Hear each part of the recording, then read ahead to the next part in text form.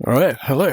I wanted to do a video on tips on trying to beat the nausea that you get in VR. I certainly know when I first started playing VR games, I started with Beat Saber, Pistol Whip, and then I think I moved on to Blade and Sorcery.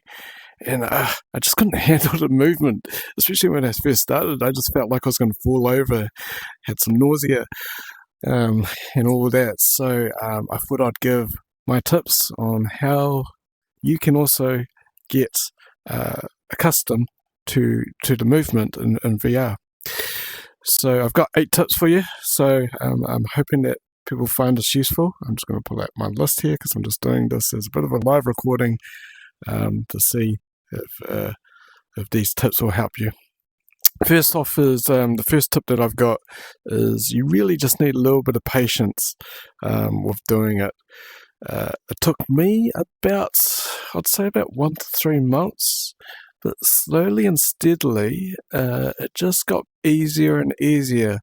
Admittingly, some days, like I felt like I was making no progress at all, and I was like, "Oh, will I ever be able to do this and enjoy these sort of games?" And eventually, it finally got there. Till one day, I woke up about 2 to 3 months after, so it was a bit of a process. And I woke up and I put on my headset, I gave it a go, and I moved around, and I just found I just didn't actually get that nauseous at all. It's great.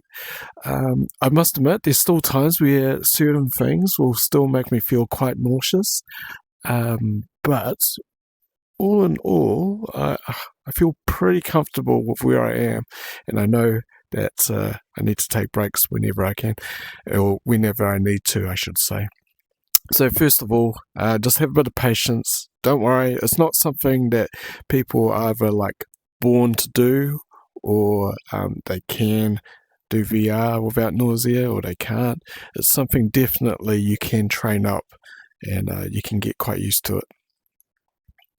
The second thing is, well, practice just moving really slowly. In certain games, it feels quite comfortable that you get the thumb stick and you're just going to go straight forward and straight to side. But no, I think really just when you're starting out, you just want to move very, very slowly, just so you get used to what's going on, and just take it really, really nice and slow and go on. Don't move your head too much. Just straight forward, straight back. If you're feeling confident, you can go to the side and go to the other side. For now, don't even try to move your head, because this is the big thing that you've got to get used to, the way that games are played. Just forward and back, nice and slow. My third tip is to get down a little bit and crouch. I don't know why. I think when I first started, I was, doing a little bit of a lunge pose. I got just a little bit lower, and just having that center of gravity just a little bit closer to ground, and just standing just a little bit closer to ground. It just helped me feel a little bit more balanced, especially when I was just practicing moving nice and slow. Eventually, you'll feel comfortable, and you can get on your tippy toes and down and up, wherever you feel comfortable. You'll get to a stage where no longer need to crouch down, but at the starting point, just get a little bit lower, and they'll be more comfortable. My fourth tip was one thing that that wasn't quite apparent to me, was, especially if you're on wireless, this makes it easier, is don't use the right sticks to turn around. I mean, you've got the right stick and you've got, some snap turning here, but some places have smooth turning, but actually you don't need to use it. Really, instead of turning, you can just rotate in a circle to move. So, yeah, you don't actually need to use the right stick as well. But people who are using cabled, it's a little bit more tricky, and I can see why it's really popular online, where people have like pulley systems where they have the cable running from the ceiling to be able to move in a circle and not get tied up. So it'll be a little bit more of a challenge, but I think it can be doable as well if you do have a cable, but much easier on wireless, such as the Quest. Tip number 5. So one thing that has been quite useful is actually just to have floor mats on your play area, just to know where you're standing. I can't show you here because I'm inside the game, but I actually use a really, really thin blanket, which is about 1.5 meters squared, sort of just in a squares, and it's really helpful. So that means, because as you're turning around, you'll inevitably sort of just step out of reach. So having that little mat, so you've got a slightly different sensation of where your foot is, just helps you keep centered, and that also helps with the sickness or nausea. So tip number 6, I wish I had a better way of describing the headline for this section, is you have to try to understand the movement. So when we're normally walking in real life, outside of virtual reality, our direction really actually comes from our hip. So we can move forward and we can look left and we look right, and we're still moving in the same direction. And I think this is the biggest thing where the nausea comes from VR titles.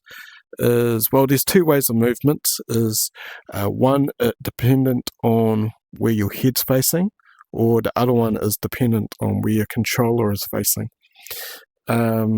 Over time, I've actually really just found I prefer the head movement, locomotion, because it's the most... Well, once you understand it, and especially if you've played first-person shooters before, you'll have a good understanding already of how it may work. Over time, especially people who have played quite a lot of first-person shooters, over time you'll sort of get used to a method of moving that inherently, because that's what happens as well when you move your mouse around. It actually moves the head, and whatever way that you're pressing W, which is move forward, will face wherever you're looking. And instinctively, as you sort of get more advanced with first-person shooters, you'll instinctively start strafing right if you wanted to look left while moving in the same direction. So it's kind of the same thing with VR. So as you're sort of moving forward, if I look to my right, what I'll do is I'll change the way that my thumbstick is going. So I'm still walking in the same direction. That way, crossing this bridge, I look left, I'm still walking across the bridge. Ooh, what is that? I thought I just got hit by something. Oh, wait. I'll just reload here. Actually, tell you what, there's a good opportunity to use a crowbar on this thing. Oh. Honestly, this Half-Life 2 VR mod, it feels like it's native. It's so good. It's got such good controls. But anyway, as I was sort of saying, as you're sort of walking along, you're looking left, you're actually going to move. You're going to press the thumbstick, maybe slight to the right, so you're still moving in the same direction. And over time, you'll just actually get used to it. And then, of course, if when I was sort of starting out as well, I really tried just try not to move your head so much. Or even another good way is, so you move along, okay, wait till you come to a complete stop, and then have a look where you're going to go next and go forward, and then stop again, and then stop, and move forward, and then stop, and then move to your left. And just stop. So try to keep your head nice and still. You don't want to turn too much, because you're turning around, you're moving like this. It's like, honestly, they'll get you dizzy really, really quickly. And even just me just doing that there, I felt a bit dizzy right then as well. So you just need a bit of understanding on how movement works. Tip number 7. It's kind of not much of a tip, because it's kind of like the first one that you need patience. But tip number 7 is just do a little bit each day. So, maybe first day, I think the first day I tried moving around, I really could only handle 5 minutes, even if that. And then the following day, I managed to handle 7 minutes, and then it slowly grew to 10 minutes. And then day by day, it just felt like I could extend it just a little bit longer every single time. And it felt still nice and comfortable as I was sort of moving around. So don't feel disheartened. Some days it feels like you're making no progress at all. And then other days, suddenly you're making heaps of progress and it's all feeling really good. just bash the spin a bit a little bit. Oh, honestly, that's just so fun.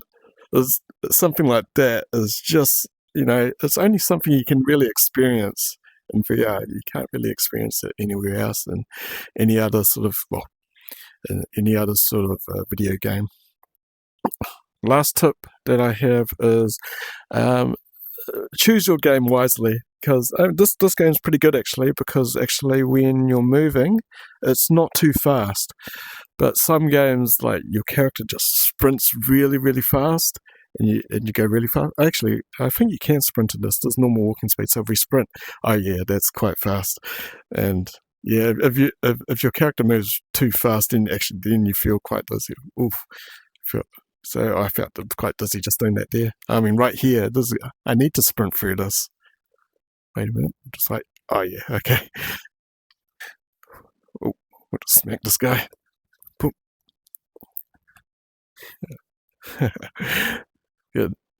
We'll just sprint through here again. Oof. Okay. Damn.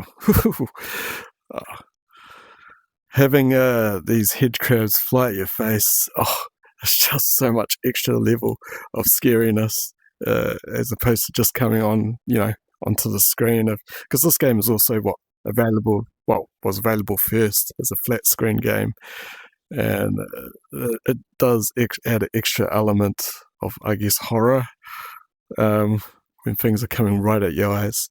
Hard to describe.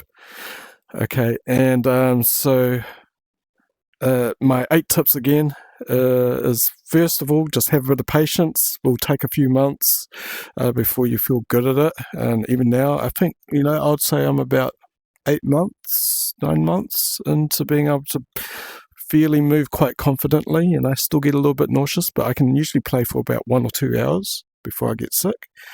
The second one, move nice and slow just to start off with.